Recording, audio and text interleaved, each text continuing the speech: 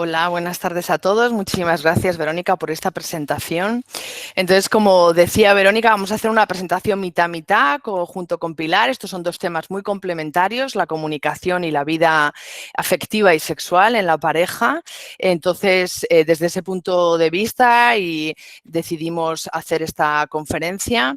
Voy a compartir mi pantalla para poner la presentación y nada, al final yo hablaré como 20 minutillos o así y al final Pilar hablará otros minutos también y entre las dos dejaremos luego un espacio para preguntas y comentarios. Todo lo que os vaya surgiendo lo podéis escribir en el chat, como decía Verónica, que luego resulta también muy interesante. Entonces vamos allá. Y os comparto mi pantalla con la presentación. ¿Se ve bien la presentación, Verónica? Si hay alguna cosa me avisas. ¿Vale? Sí, se ve bien, todo perfecto. Perfecto. Bueno, pues vamos a comenzar con una pequeña introducción. Sí me gusta decir, cuando hablo de este tema, previamente, que esto es una introducción a la comunicación y lo mismo a la Pilar, a la sexualidad, de la vida de pareja. ¿Qué quiero decir con esto? Que sobre todo es importante que si algunas personas encuentran que esto no es suficiente o que necesitarían más ayuda, como decimos siempre, es importante acudir a un profesional. Estos son solo algunos tips, algunas pautas, algunas cuestiones que pueden resultar muy generales, porque yo voy a hablar un poco desde la generalidad, también desde mi experiencia, por supuesto, y iremos poniendo ejemplos, tanto Pilar como yo, pero hay que considerar siempre que a veces es necesaria una ayuda más profesional, puesto que la vida de pareja es uno de los temas yo encuentro más y más complejos, ¿no? Día a día en la consulta encontramos multitud de casos y las dinámicas son muy complejas y muy particulares cuando se acude a pedir ayuda, ¿no? Algo que sí que podemos decir a nivel general es que los temas de comunicación son uno de los más frecuentes que se consultan en la clínica, ¿no? ¿Por qué? Ya entrando en la introducción, porque es una de las claves, ¿no? Se dice, o Virginia Satir, esta autora que me gusta mucho, dice que debajo de nuestra vida sexual, de nuestra afectividad, de nuestros acuerdos como padres, debajo está nuestra calidad de comunicación y que si este aspecto fluye, pues favorece que todo lo demás vaya de la mano. Y también dice que los problemas de las parejas no radican muchas veces en su falta de amor, sino en una dificultad para mantener una comunicación satisfactoria y nutritiva, ¿no? Estos son cuestiones muy importantes. Muchas veces las parejas discuten, ¿no? Si el amor es suficiente o no cuando estamos en consulta o si el afecto o las emociones han cambiado desde los inicios y obviamente es así, ¿no? Y a mí también me gusta una frase de mi cuñado, ni más ni menos, que él dice que hay que ser muy inteligente para quedarte con tu mujer. Yo creo que tiene mucha razón y también lo aplico a lo que viene siendo la inteligencia emocional, ¿no? Porque finalmente de lo que vamos a hablar aquí es de cómo mantener una pareja a lo largo del tiempo, ¿no? Y es necesaria esa inteligencia y esa decisión, además del amor. Y ahí entran las habilidades comunicativas.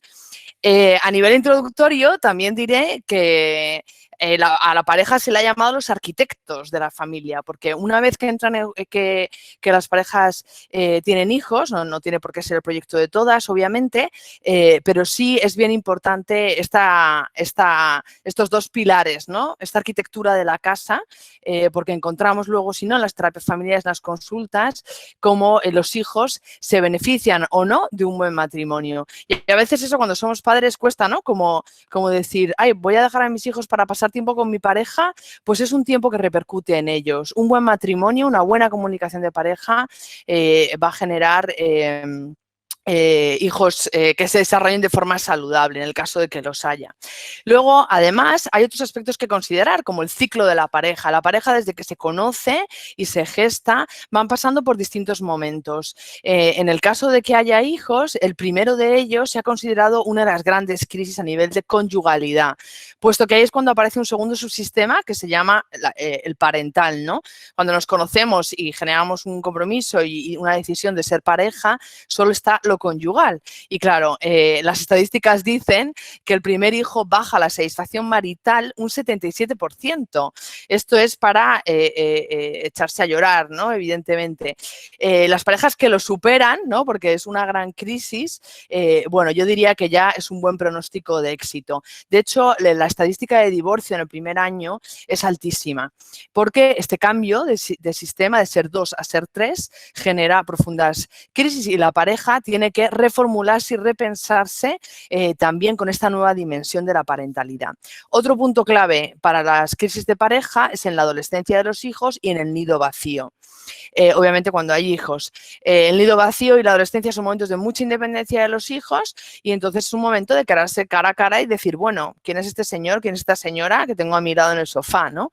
Y ver si volvemos a encontrarnos. Algunas parejas se focalizan tantísimo en la crianza, lo cual puede ser muy positivo para los hijos, que se olvidan de sí mismos, ¿no? Entonces, esta pata de la arquitectura familiar queda coja y entonces genera dificultades.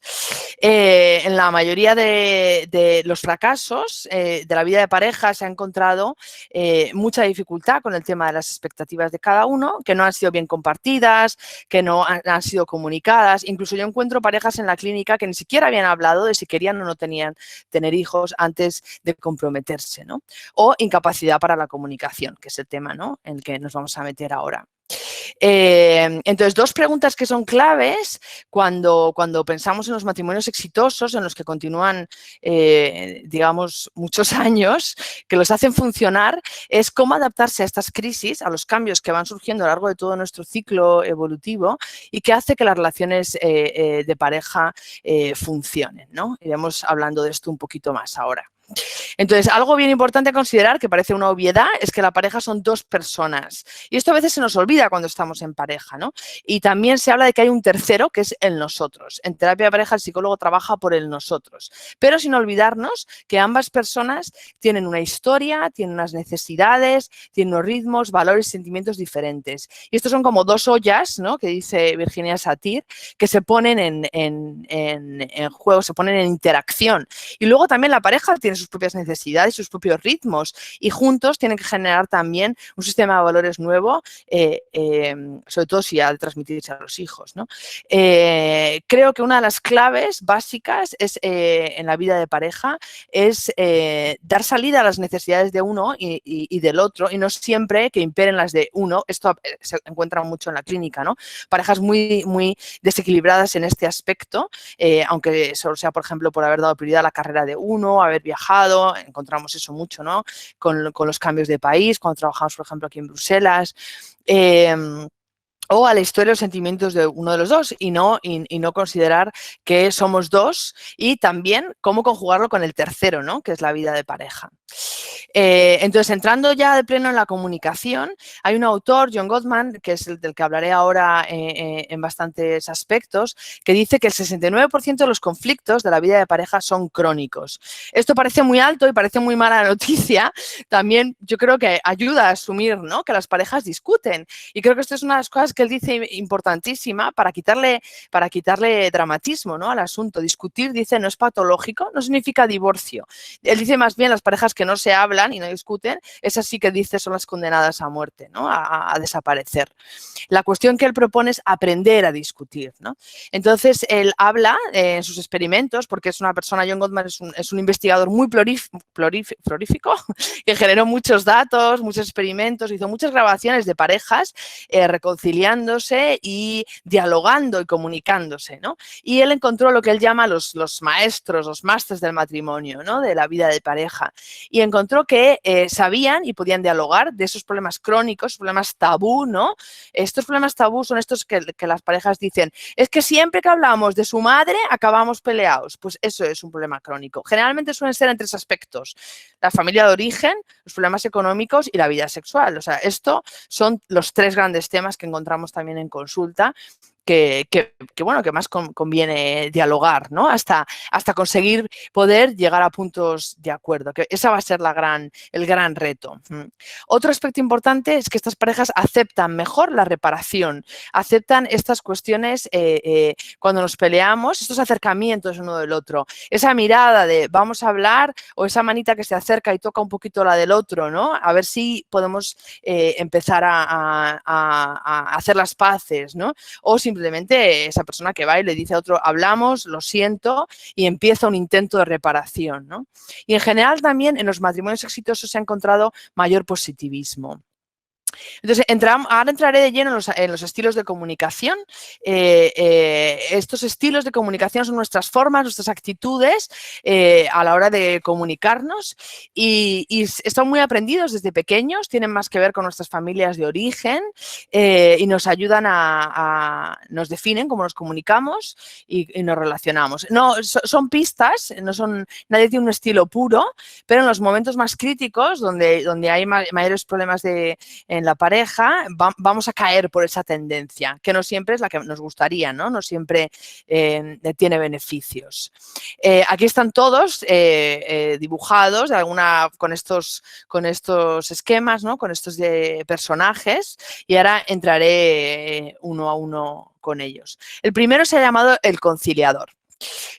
Bueno, aquí vais a ver pistas, ¿no? Puede ser que os identifiquéis con algunos de los rasgos de cada uno de ellos, no con uno en concreto, o puede que sí, que sea muy claro para vosotros por dónde cae vuestro estilo, ¿no? Sobre todo en esos momentos más críticos, como yo digo, ¿no? Entonces, el conciliador, si os fijáis, tiene esta postura, ¿no? Esta postura muy conciliadora, pero también está hacia abajo, ¿no? Está en una posición más como pasiva, mirando hacia arriba, con el brazo levantado, de rodillas. La postura es bien significativa, yo creo, a la hora de definir cada uno de estos estilos. Digamos que sus palabras serían algo así como, haz lo que quieras, yo solo vivo para hacerte feliz, soy un desvalido. Su cuerpo es de apaciguar. Es una postura desvalida, es una postura hacia abajo, su tono de voz suele ser más bajo y no suele manifestar el desacuerdo. Está mucho más en lo del otro, en lo de su pareja. En ese sentido pueden ser mucho más sensibles y empáticos a lo que el otro necesita, a lo que el otro le pasa, pero no conocen tanto de su interior, ¿no? Internamente se pueden sentir que no son nada y que sin el otro no son nadie, sin ti no vivo, no tengo ningún valor. El mensaje que recibió el conciliador en su infancia fue algo así como, mejor no trates de imponerte, no pidas nada para ti, es decir, no contactes contigo con lo que tú necesitas, porque eso es de egoístas, ¿no? No pidas cosas para ti, más bien, si eres bueno, esto llegará por sí solo. Hay que decir que yo creo que este tipo de educación se ha dado más, yo encuentro diferencias de género y lo podemos recibir, o históricamente lo han recibido más las mujeres, esta cuestión pero yo en consulta lo veo en ambos, en hombres y mujeres. Y como os decía, pues a veces todos podemos estar en un modo conciliador, ¿no? Como digo, son pistas y pueden ser momentos diferentes por el que pasemos. El acusador, como veis, tiene otra postura totalmente diferente, está recto, está con un dedo acusando, como dice la palabra, está mucho más rígido, la espalda, todo lo corporal. Sus palabras serían, cuando se dirige, interactúa más desde la crítica, ¿no? Nunca haces nada bien, ¿qué te pasa? Siempre hay un defecto, es mucho más dictatorial, utiliza mucho el siempre, el nunca, las cosas categóricas, ¿no? Y extremas. El por qué, el tienes que, este tipo de formas de dirigirse. Su cuerpo entero está acusando, con la musculatura rígida, con esa tensión, y manifiesta quién está al mando. Pero en el fondo esto es mucha fachada, ¿no? Esto es como una especie de cortina de fortaleza o de seguridad externa, pero internamente, cuando estamos en este modo acusador, en este estilo, nos sentimos igualmente inútiles y solos, ¿no? Internamente el sentimiento de falta de valía es igual de grande. Los mensajes que recibió es, no permitas que los demás te humillen, no seas un cobarde, y si logras que alguien te obedezca, pues entonces serás importante. Por lo tanto, está mucho más desde ahí, ¿no? Desde mandar y la rigidez y colocarse por arriba. Imaginaos cómo combinarían en pareja un acusador y un conciliador, ¿no? Supongo que todos estáis haciendo ya las matemáticas en la cabeza. Voy a continuar con 2 estilos más de comunicación y luego ya podéis hacer vuestras combinaciones. Evidentemente esto se ve muchísimo, ¿no? En las parejas, y también las parejas pueden cambiar de modos de comunicación y de estilos en ciertos momentos.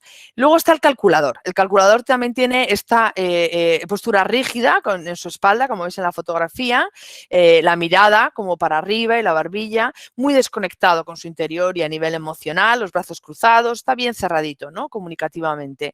Sus palabras son siempre súper racionales, las más largas, las más difíciles posibles, como manifestando, ¿no? Claramente todo lo que sabe a nivel racional y su inteligencia, y desde luego donde no va a entrar es en los aspectos emocionales, como si fuera una segunda categoría.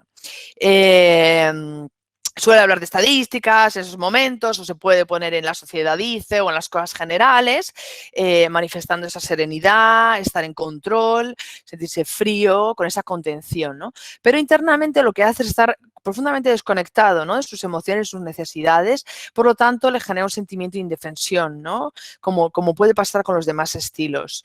El mensaje que recibió en la infancia, o lo que él entendió, era más bien que los sentimientos eran tonterías y que si quieres que te tomen en serio, tienes que decir lo correcto, ¿no? No lo que sientas. Y por último está el distractor. El distractor, como veis, tiene este cuerpo medio girado, un brazo hacia un lado, las piernas hacia el otro. Es como muy confusa su postura, ¿no? Yo encuentro. Las palabras que lo podrían definir, pues carecen de sentido, no tienen relación alguna, se puede saltar de un tema al otro, nunca va al grano, es difícil comunicarse con el distractor, ¿no? Porque ignora las preguntas, salta con cualquier otra cosa o con otra pregunta, con una respuesta que no va a ningún sitio, ¿no? Su cuerpo lo manifiesta todo, ¿no? Esta confusión, esta distracción. Es angulado, como que voy a otra parte, o evita, ¿no? El contacto a través de esta evitación, de esta distracción o de este cambiar de tema. Internamente, en el fondo se siente como todos los demás, ¿no? A nadie le importo, aquí no es sitio para mí. Y el mensaje que recibió también fue bien confuso, ¿no? Algo como, ¿a quién le importa nada? Alégrate, ¿no? Lo importante es como tirar para adelante sin mirar. Al final, internamente, perdona el ruido, internamente siente ese vacío, ¿no? A nivel de valía interna, que es tan importante y está en esa misma desconexión. Ok, dicho todo esto, os preguntaréis, bueno, pues ninguno de estos está bien, ¿no? Aunque todos nos podemos identificar con algunos rasgos de un estilo, del otro, más con unos, o en algunos momentos utilizar uno, utilizar el otro, incluso nos pueden venir bien, ¿no? Yo puedo, como decía antes, si a mí me van a atracar por la calle, igual me puedo hacer el distractor, o igual puedo ser muy conciliador y darles todo mi dinero e irme, ¿no? O con mi jefe no me voy a poner en modo acusador, claro. O sea que pueden ser adaptativos estos estilos, tener sus ventajas.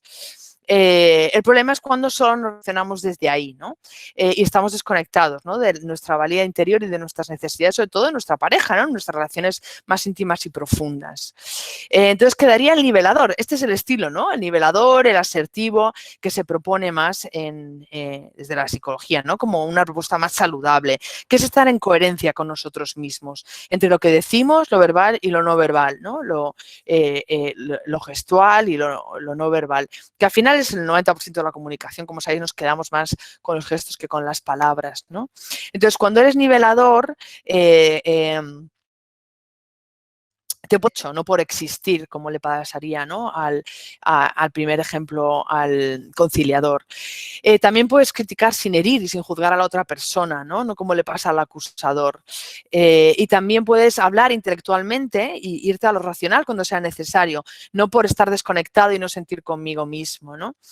Contigo mismo. Y podrás cambiar de tema si lo deseas, siendo consciente de lo que estás haciendo. Entonces, finalmente, el nivelador es un estilo que utilizamos cuando estamos en contacto con nosotros mismos y también con los demás, ¿no? Nuestras necesidades son igual de importantes y las atendemos, tanto las nuestras como empatizar con las del otro, y desde ahí podemos negociarlas. Ok, hasta aquí, bueno, también hay algunas otras actitudes de este John Gottman que le tenéis aquí en la foto con su mujer. Ambos se han dedicado muchísimo a la investigación, a la comunicación de pareja y, como os decía, ellos han encontrado muchísima más positividad en la vida de pareja, en las parejas exitosas, que negatividad. Dicen que las parejas que funcionan bien son 5 veces más positivas. Estos investigadores tienen estos datos tan exactos porque lo han medido, ¿no?, en laboratorio y les han grabado y, bueno, son muy interesantes sus experimentos. También hay mucho más uso del humor y del afecto, hay mucho más interés y admiración mutua. Los intentos de reparación, como os decía, después de una pelea, después de un desacuerdo, son muchísimo mayores y además se dejan influir más el uno por el otro. También las estadísticas han encontrado que a los hombres les cuesta más dejarse influir, ¿no?, que a las mujeres. Entonces, cuando esto se encuentra en los dos miembros, es muy interesante. Ellos hablan de algunas actitudes que no favorecen la comunicación y hablan de cómo los conflictos son normales. Discutir en la vida de pareja es sano, es natural. La cuestión es aprender a discutir. Y hablan de estos jinetes o caballos del apocalipsis que voy a entrar a explicar ya brevemente para ir cerrando, ¿no? El primero, también los vais a encontrar en los estilos comunicativos que he explicado antes, ¿no?, es la crítica. Cuando usamos la crítica, generalmente utilizamos estas palabras más categóricas y nos ponemos más rígidos en el nunca y en el siempre, con estas frases de nunca estás cuando hace falta, siempre estás pensando en ti, nunca me escuchas. Y esto es muy cuestionable porque en el fondo nada es nunca, nunca, nunca, ni nada es siempre, siempre, siempre. Hasta la peor de las parejas ha estado ahí cuando ha hecho falta o ha escuchado, aunque sea una sola vez, ¿no? Cuando nos ponemos también en la crítica, entramos a descalificar al otro. Puede haber distintos tipos de descalificación. Algunas son, pues, es que no me entiendes, es que espérate que te voy a explicar, ¿no?, porque en el fondo estoy pensando que eres tonto.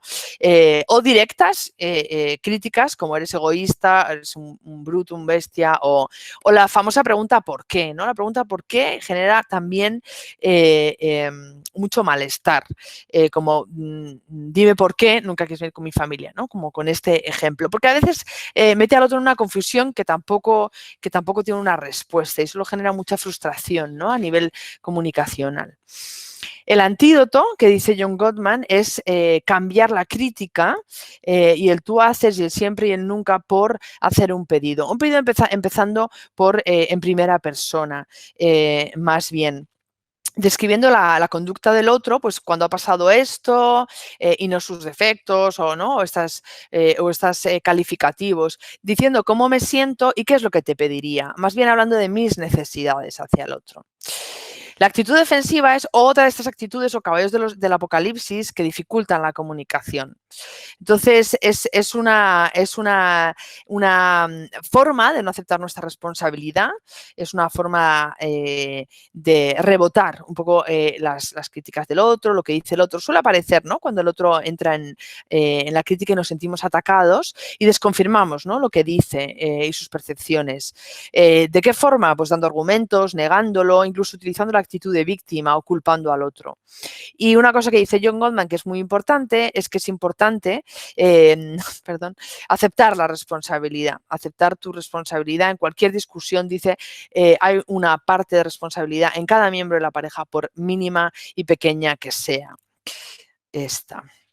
El desprecio es otro de los caballos del apocalipsis que tiene una estrellita arriba porque John Gottman dice que es uno de los que genera, de los que él encuentra que suponen peor pronóstico para la vida de pareja, ¿no? Cuando él encuentra esto, lo han encontrado las parejas, es que están en un estado crítico, digamos. Son insultos directos, no verbales, son muecas, son burlas, es corregir al otro en público, cosas muy hirientes y dañinas, ¿no? El antídoto es más complejo, es más largo. Yo diría que si esto está si os identificáis con esto en vuestra vida de pareja, es un síntoma que requiere acudir a terapia, ¿no?, de pareja.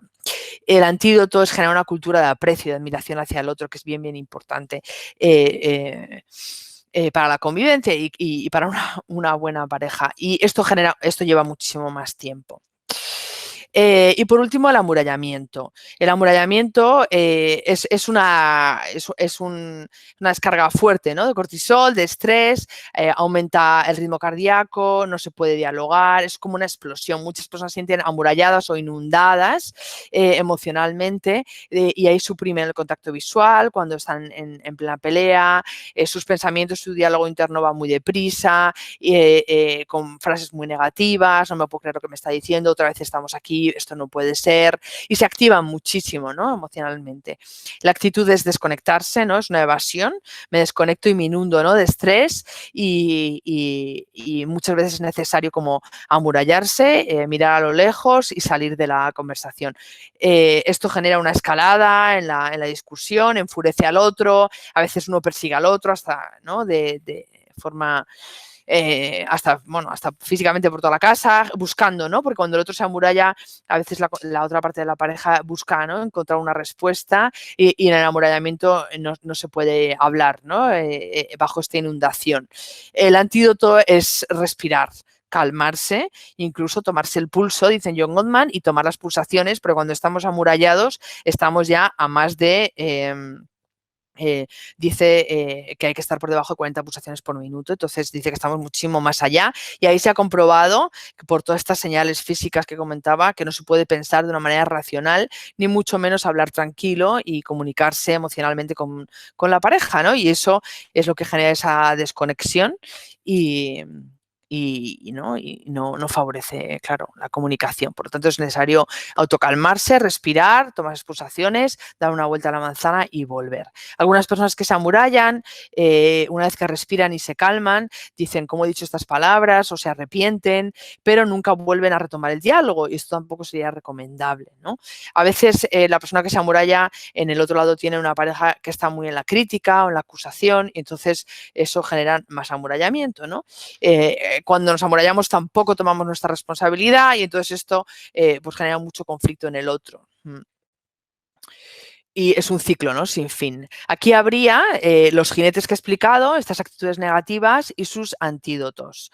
Por un lado, para la crítica, el antídoto que proponen es hacer un pedido con un inicio de conversación suave, ¿no? También se ha comprobado en los experimentos que cuando queremos tener una conversación difícil, el inicio es un indicador, ¿no? De cómo va a terminar. Iniciar suave la conversación ayuda. La actitud defensiva que decía, lo necesario ahí es responsabilizarse, por pequeña que sea tu parte, ¿no? en el conflicto.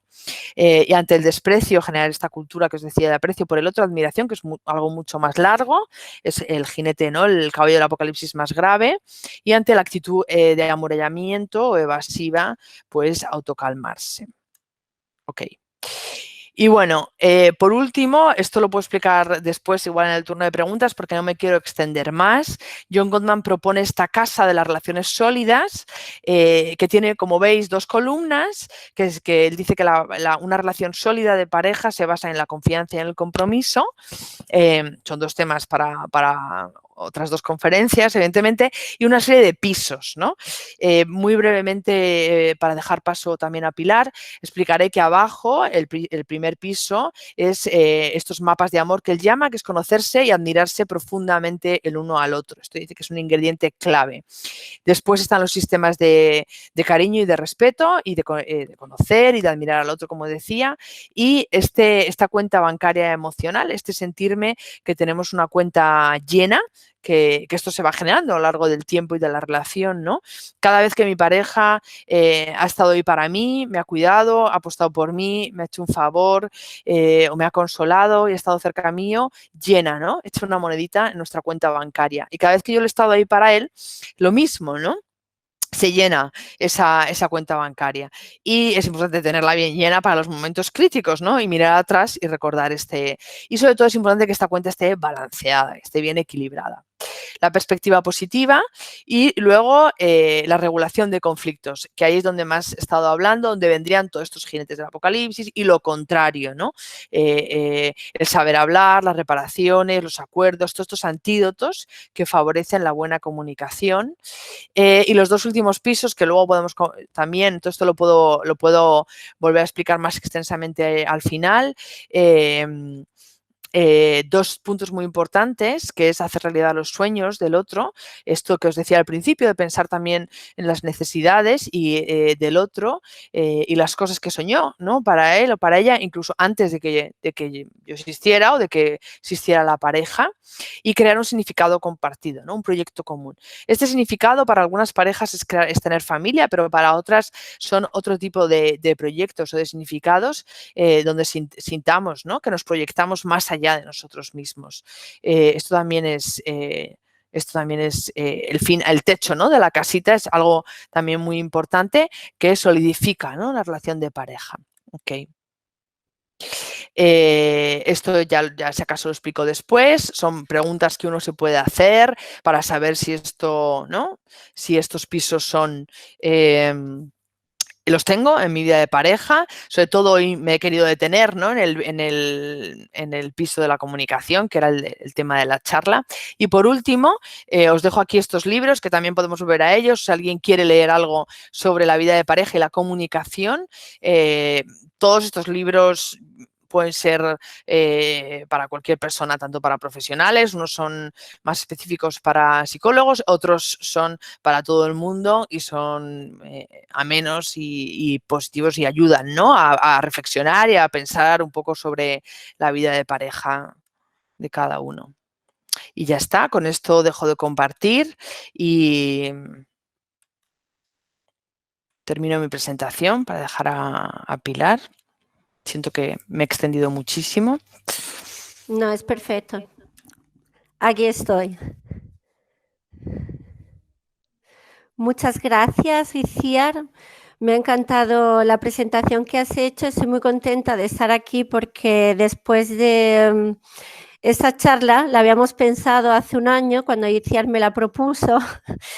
Me la propuso hace un año y teníamos que haberla hecho hace, en abril del año pasado. La teníamos preparada y justamente en ese momento... ¿Veis mi presentación?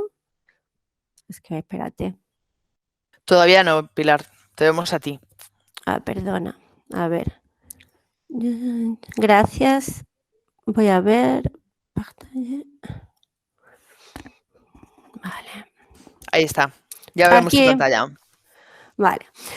Muchas gracias, Iciar. Pues cuando ella me lo propuso, pensé cómo podía hablar yo de cómo mejorar tu vida sexual a un público que no conocía.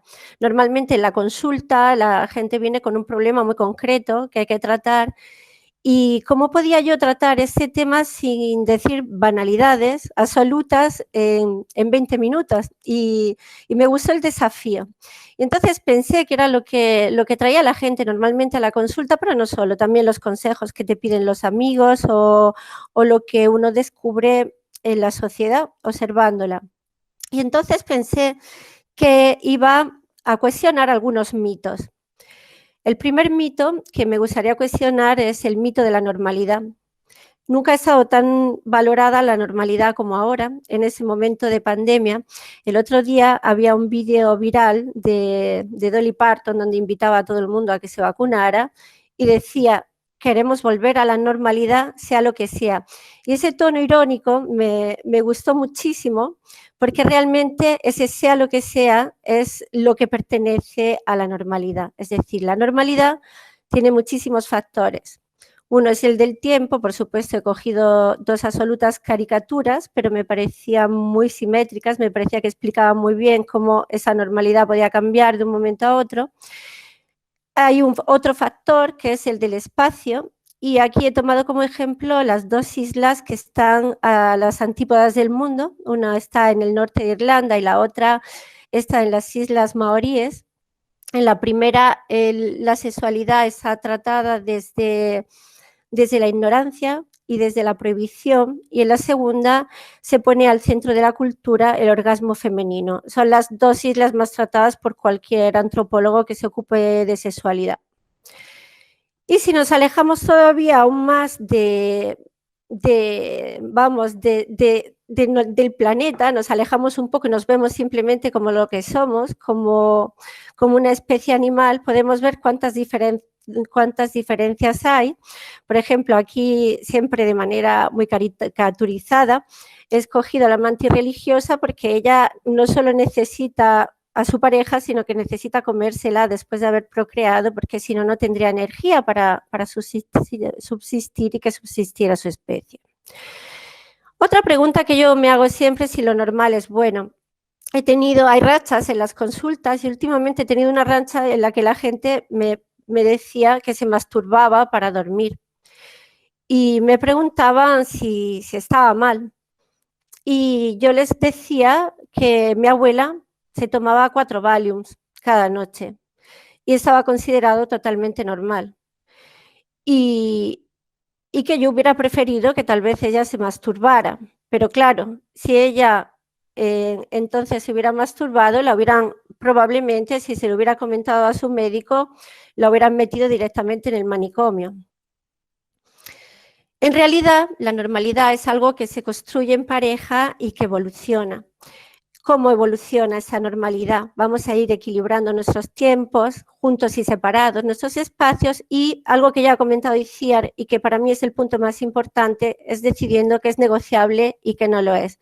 Y he puesto como ejemplo la infidelidad, pero hay muchísimos otros ejemplos. Por ejemplo, una pareja, alguien te propone una pareja abierta. Y es posible que al principio de la relación tú digas que sí, simplemente porque estás muy enamorado o porque piensas que vas a cambiar al otro, pero realmente no es algo negociable para ti. Eso es una mala idea. Siempre que hay algo que tú no quieras, por ejemplo, lo que Itziar también mencionaba, de tener hijos o no tener hijos, ser infiel o no ser infiel, es muy importante saber que para uno mismo es importante. Otra manera en la que la pareja va a encontrar la normalidad es comunicando de manera asertiva, pero Itziar ha explicado muy bien todo sobre la comunicación, es decir, de manera niveladora. Y la sexualidad en pareja es un tipo de comunicación que incluye la parte corporal, es decir, el lenguaje corporal es muy importante, pero es muy ambiguo. Y a veces explicar nuestro lenguaje corporal con el lenguaje verbal va a ayudar. Es decir, imaginemos que nosotros tenemos un problema porque hay algo en la relación que no funciona, pero no sabemos exactamente lo que es. Estoy molesta, pero a veces ni nosotros mismos lo sabemos. Cuando intentamos explicárselo al otro, es mucho más fácil para nosotros mismos saberlo. Imaginaros que siempre hay una persona que le pide a otra que se propone para el sexo y llega a estar molesto por esto. En realidad, no se ha dado cuenta ni siquiera de que es por esto. Si intenta verbalizar, va a contemplar con mucha más claridad qué es lo que le está pasando. Otro mito que me parece muy importante desmontar es el mito de la autonomía. Ahora parece que todo es para nosotros, que todo tiene que ser para la persona, que tienes que tener siempre tiempo para ti.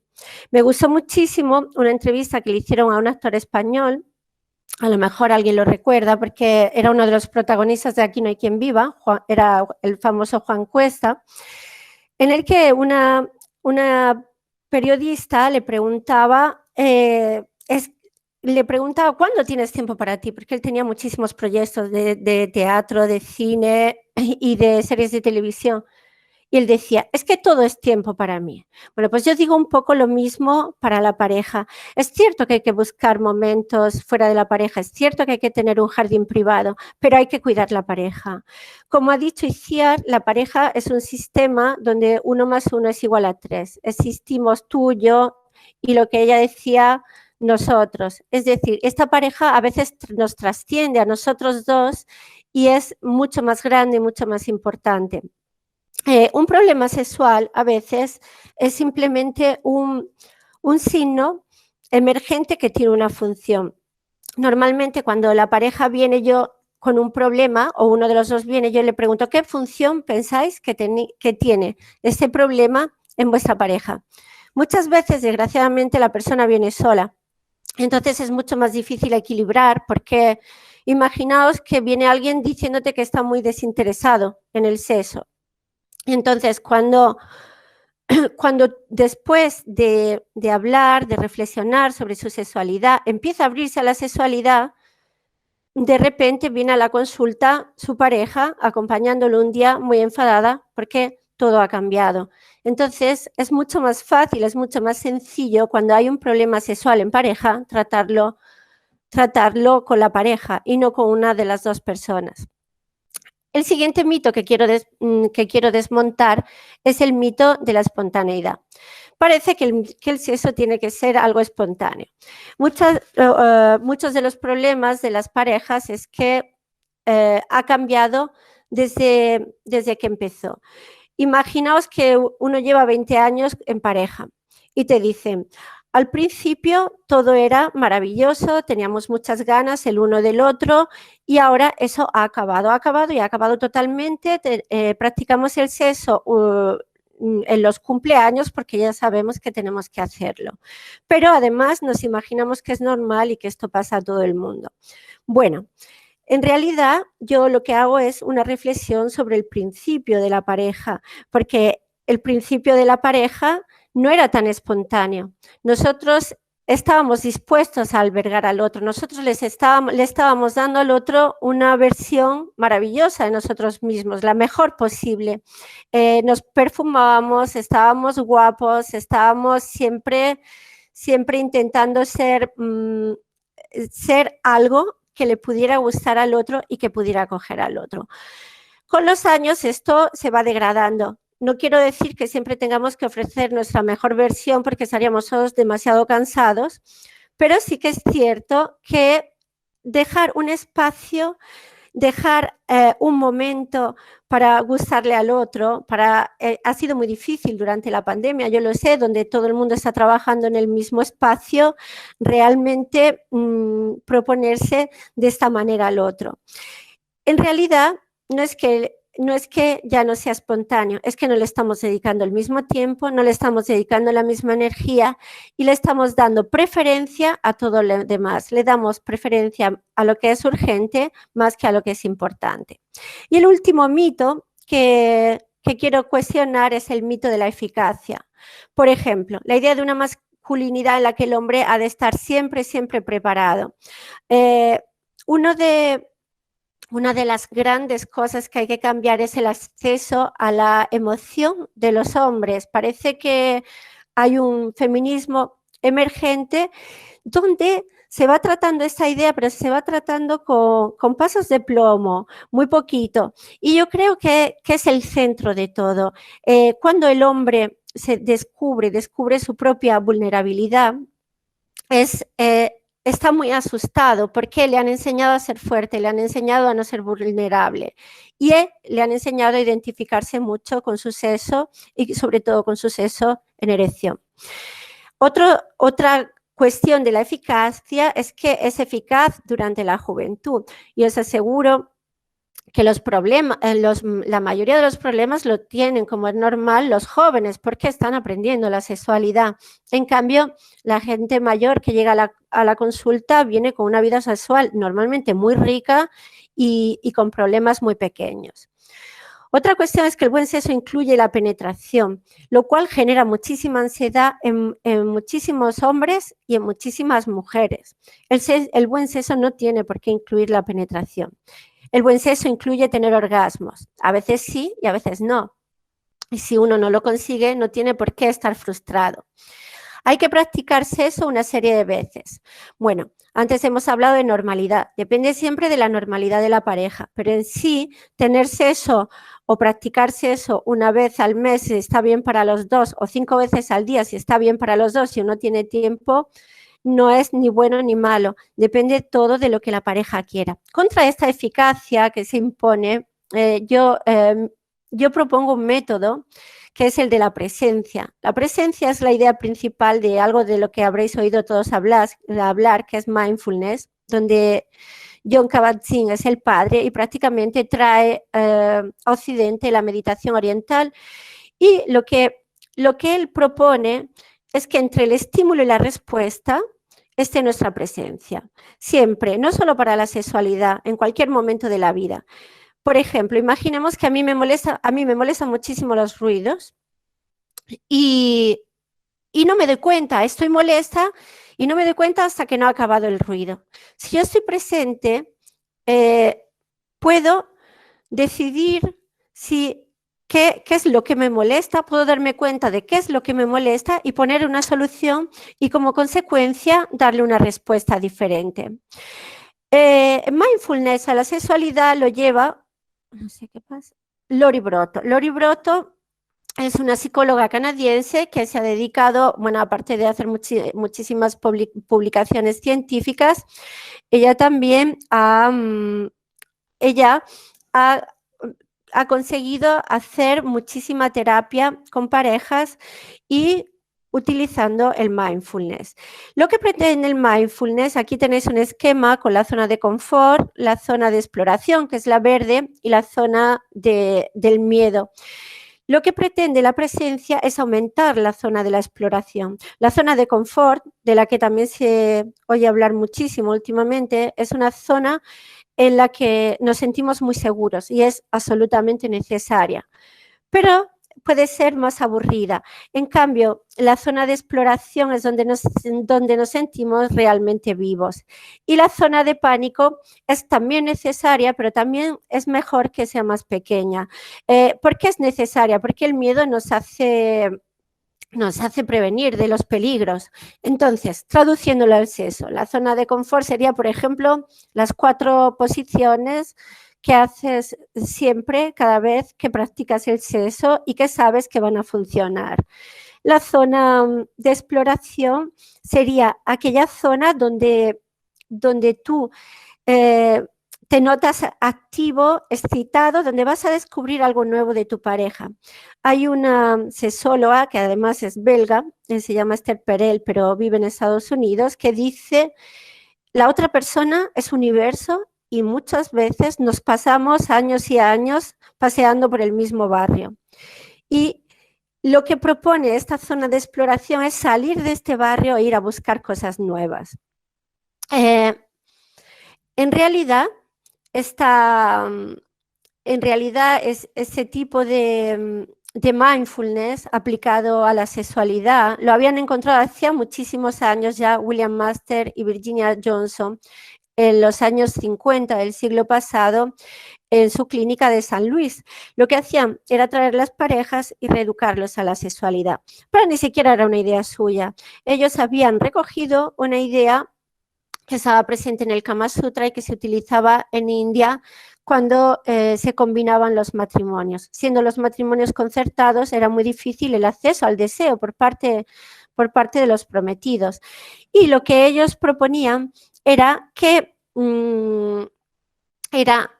se separaran y que se fueran acercando poco a poco, con la prohibición de tocarse. Y entonces, ese ejercicio es un ejercicio que yo propongo no solo a las parejas que vienen a mi consulta, sino creo que es un ejercicio magnífico para todas las parejas que se precien, porque es una reeducación a conocer al otro. No requiere mucho tiempo, se puede realizar en 2 meses y medio y lo que ocurre es que es difícil. ¿Por qué es difícil? Porque se prohíben fuera de las citas precisas, se prohíbe la sexualidad. Hay muchas personas que me dicen, bueno, yo es que no puedo pasarme tanto tiempo sin masturbarme, hay que ser flexible, o sea, si tú no te puedes pasar tanto tiempo sin masturbarte, no hay ningún problema, puedes hacerlo, intenta disminuirlo, intenta estar disponible para el otro. Normalmente se crece de manera gradual, por ejemplo, por deciros cómo empieza, en la primera semana uno se ocupa del otro completamente y no puede tocar los genitales, pero se puede acercar al resto del cuerpo que ha de estar desnudo con cualquier tipo de sentido, lo puede tocar, lo puede oler, etcétera. Y viceversa la semana siguiente. Y luego se reúnen con el terapeuta o si esto se hace por su cuenta, pues se no hay que reunirse con nadie, evidentemente, pero se pasa a un siguiente estadio, que se puede decidir también personalmente. Y en este estadio se puede explorar los genitales, pero sin masturbarlos. Y así sucesivamente. Y es uno de los métodos que mejor funciona si se hace bien, y es uno de los métodos que acaba con problemas como la eyaculación precoz, como los problemas de erección o como el vaginismo. ¿Por qué tener sexo en pareja? Bueno, ya lo sabéis todos, es un síntoma de buena salud, produce placer, es una excelente forma de comunicación íntima con el otro en cualquiera de sus modalidades no violentas e incluso de violentas si son consentidas. Ahora está muy de moda el sexo sadomasoquista, es ecológico, es económico y es muy, muy divertido. Yo he terminado, quería simplemente leeros esta poesía porque me gusta terminar las charlas con una poesía que esa en concreto está atribuida a Charlie Chaplin, aunque yo creo que puede que no sea suya. Entonces, hay que traducirlo todo al amor por uno mismo. Cuando me amé de verdad, comprendí que en cualquier circunstancia yo estaba en el lugar correcto y en el momento preciso. Y entonces pude relajarme. Hoy sé que esto tiene nombre, autoestima. Cuando me amé de verdad, pude percibir que mi angustia y mi sufrimiento emocional no son sino señales de que voy contra mis propias verdades. Hoy sé que eso es autenticidad. Cuando me amé de verdad, dejé de desear que mi vida fuera diferente y comencé a ver que todo lo que acontece contribuye a mi crecimiento. Hoy sé que eso se llama madurez. Cuando me amé de verdad, comencé a comprender por qué es ofensivo tratar de forzar una situación o a una persona solo para alcanzar aquello que deseo, aun sabiendo que no es el momento o que la persona, tal vez yo mismo, no está preparada. Hoy sé que eso es respeto. Cuando me amé de verdad, comencé a librarme de todo lo que no fuese saludable, personas, situaciones, todo y cualquier cosa que me empujara hacia abajo. Al principio mi razón llamó sano egoísmo esa actitud. Hoy sé que se llama amor hacia uno mismo. Cuando me amé de verdad, dejé de preocuparme por no tener tiempo libre y desistí de hacer grandes planes, abandoné los megaproyectos de futuro. Hoy hago lo que encuentro correcto, lo que me gusta, cuando quiero y a mi propio ritmo. Hoy sé que eso es simplicidad. Cuando me amé de verdad, desistí de querer tener siempre la razón y con eso erré muchas menos veces. Así descubrí la humildad. Cuando me amé de verdad, desistí de quedar reviviendo el pasado y despreocuparme por el futuro. Ahora me mantengo en el presente, que es donde la vida acontece. Hoy vivo un día a la vez y eso se llama plenitud. Cuando me amé de verdad, comprendí que mi mente puede atormentarse y decepcionarme, pero cuando yo la coloco al servicio de mi corazón es una valiosa aliada y esto es saber vivir. Ya Iciar os ha presentado su bibliografía, os presento yo la mía. Si luego tenéis preguntas os las puedo pasar. Muchísimas gracias por vuestra presencia. Voy a dejar de compartir.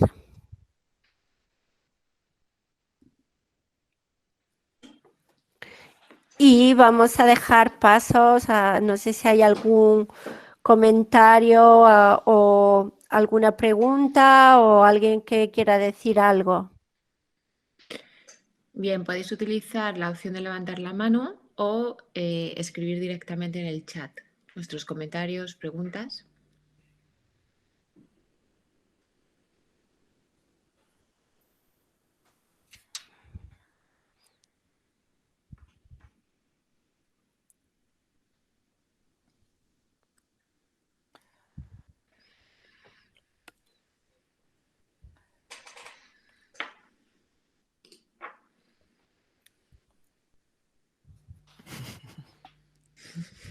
Nadie. Sí, para quienes se estén incorporando ahora.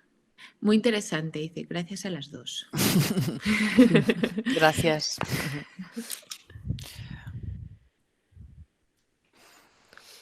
Bien, de todas formas, puede que después de esta intensa charla puedan surgir algunos comentarios cuando ya reposemos. También podéis escribir a nuestras ponentes, los contactos de ellas están en ispasante.com, en el directorio de profesionales.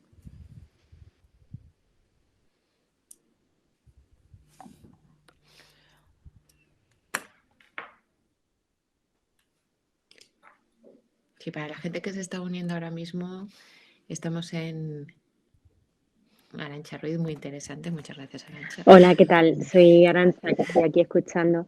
Oye, me ha encantado, de verdad, muchas gracias a las dos.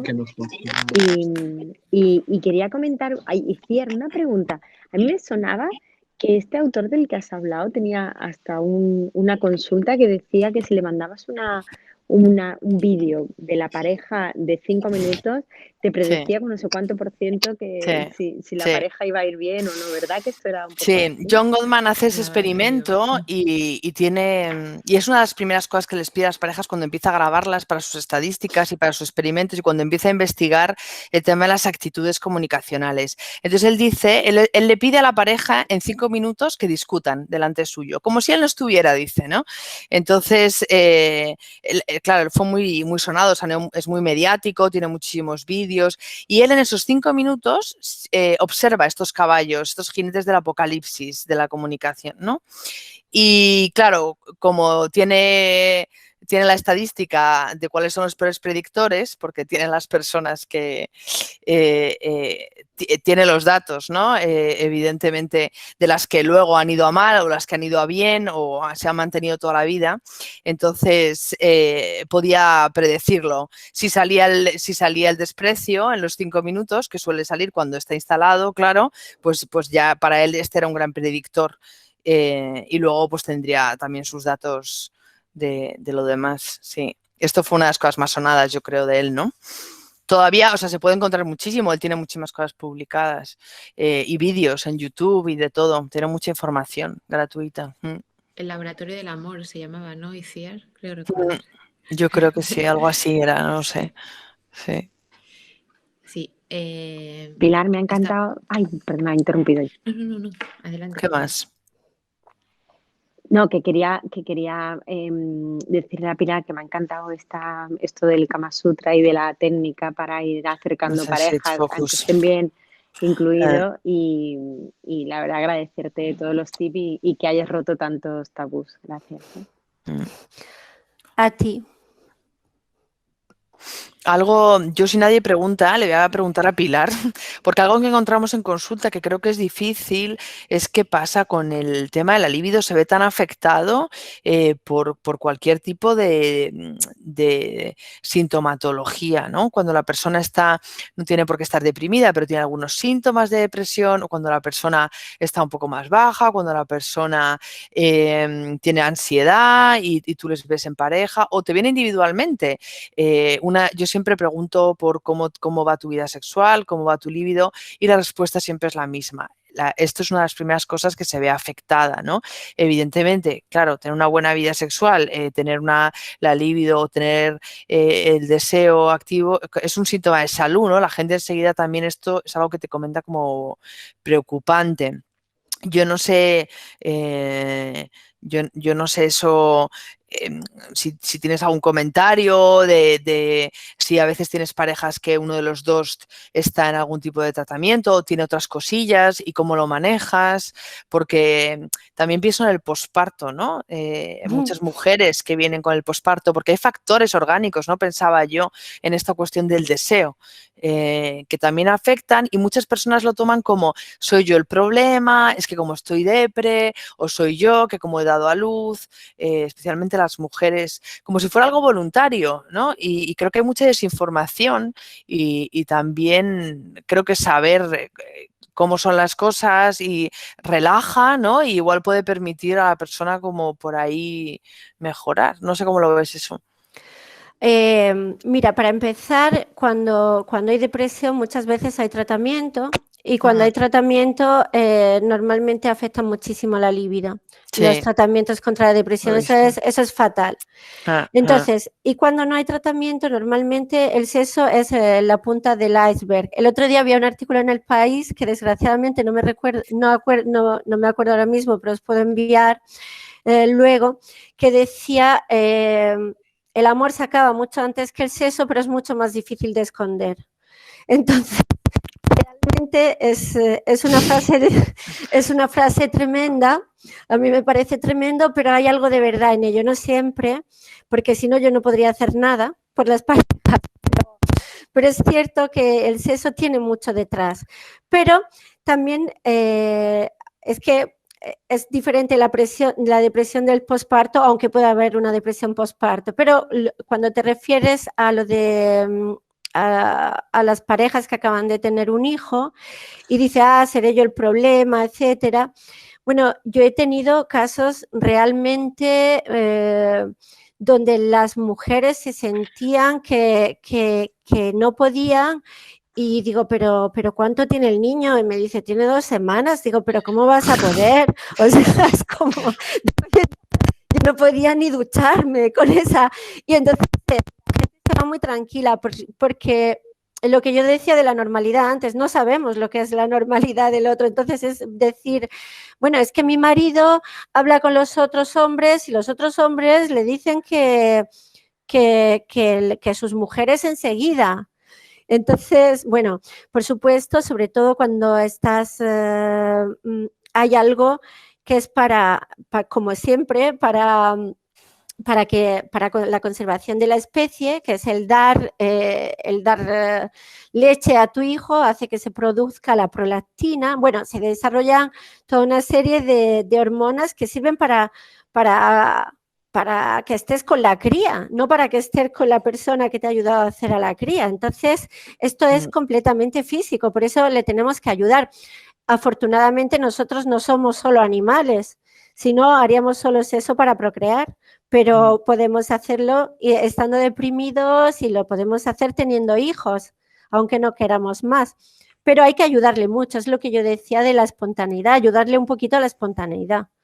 Y luego cuando hay medicación ya ahí es muy difícil hacer algo. Sí, sí. Sí, lo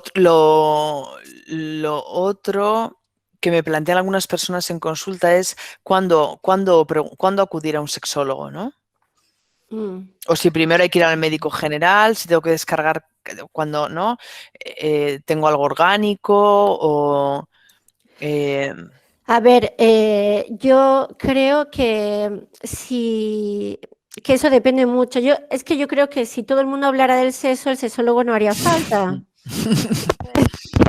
Si se comunicara bien el sexo, los médicos de cabecera deberían hablar de sexo.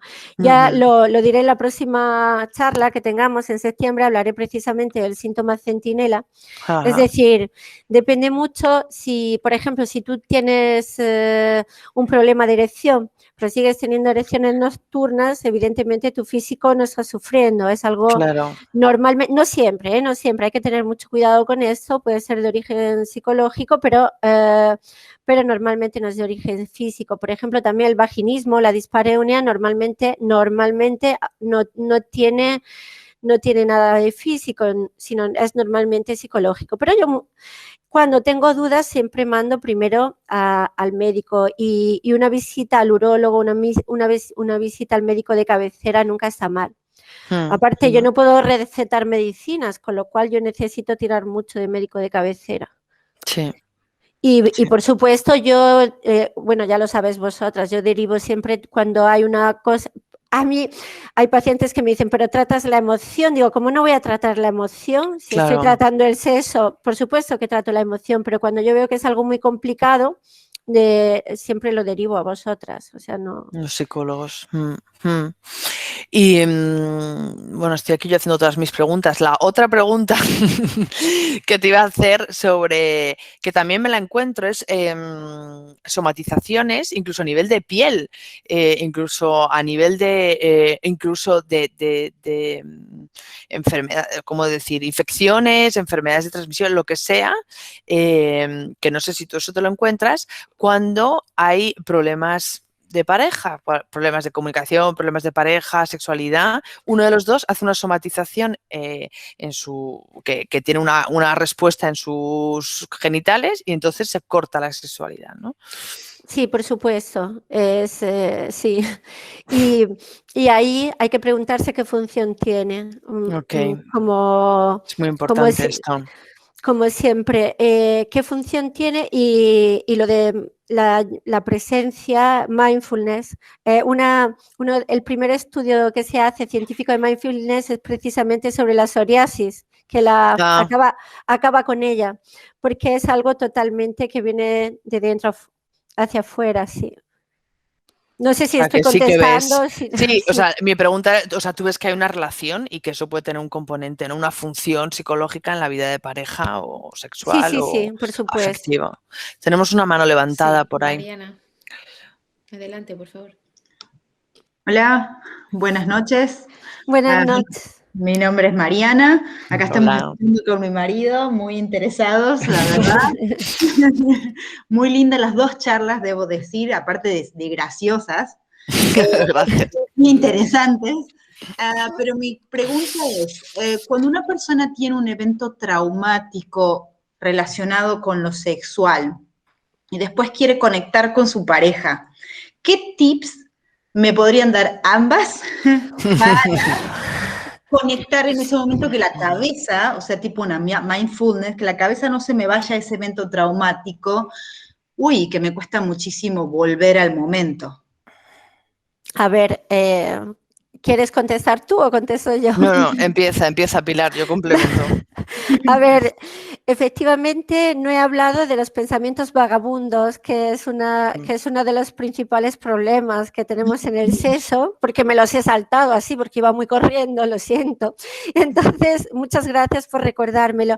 Yo creo que un tips precisamente, no solo con un pensamiento traumático, sino con cualquier tipo de pensamiento que podamos tener, es el no juzgarlo, decir, me ha pasado un pensamiento y volver a lo que estás haciendo, volver a la sensación de tu piel, volver a la respiración, volver al movimiento de las caderas y volver a estar presente. Todos nos vamos a veces mientras practicamos eso y entonces es muy importante no juzgarse y cuando consigues no juzgarte vuelves mucho más rápido a donde estás.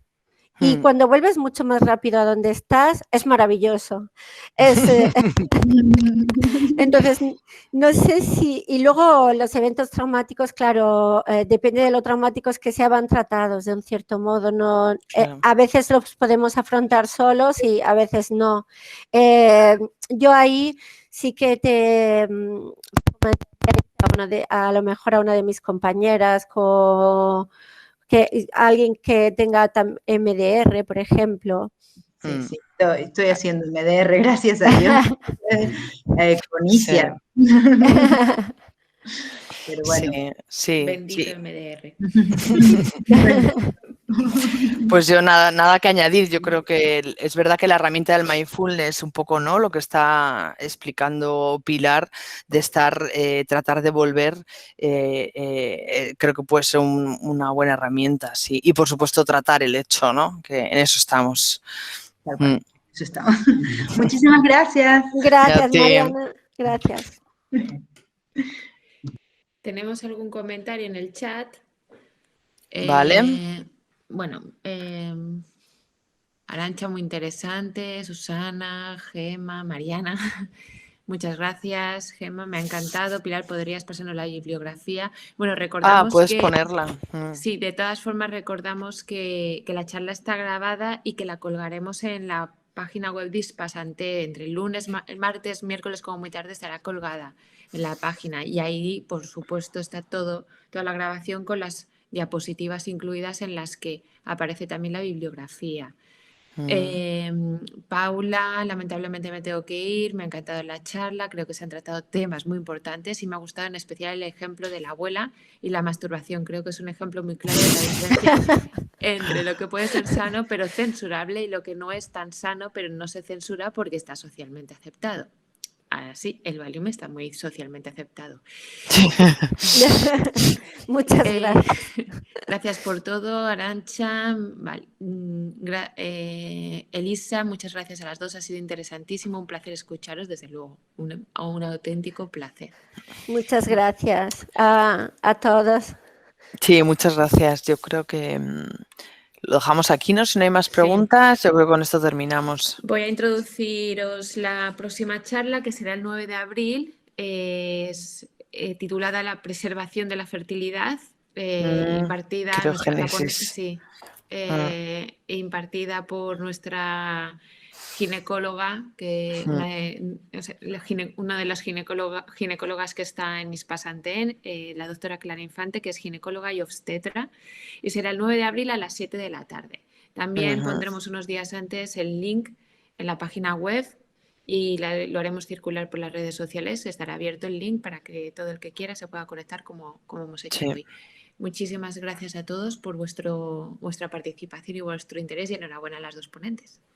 Muchas Gracias, Verónica. Gracias a todos por vuestra asistencia. Muchas gracias. Hasta luego. Hasta luego.